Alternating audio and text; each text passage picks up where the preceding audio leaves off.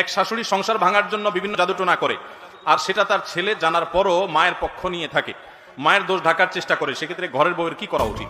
আমাদের সমাজে অনেক শাশুড়ি, এমনকি অনেক বৌমা, এমনকি অনেক ননদ, অনেক ভাবি, অনেক পুরুষ, অনেক মহিলা এই কাজ করে।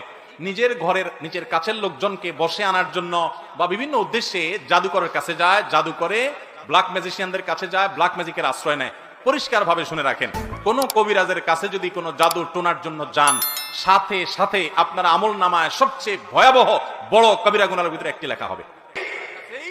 অথচ চলে যাচ্ছেন জাদুকরের কাছে, চলে যাচ্ছেন ওই সেই কবিরাজের কাছে, আর মুখে বলতেছেন আপনার কাছে সাহায্য হলো না। তো আপনি আল্লাহর কাছে সাহায্য চাইবেন, আল্লাহ আপনার সাহায্য করবেন, সমাধান করবেন, এবং হয়তো সময় লাগবে কিন্তু সমাধান হবে। আল্লাহ আমাদের সবাইকে এই গুনাহ থেকে বেঁচে থাকার তৌফিক দান করুন।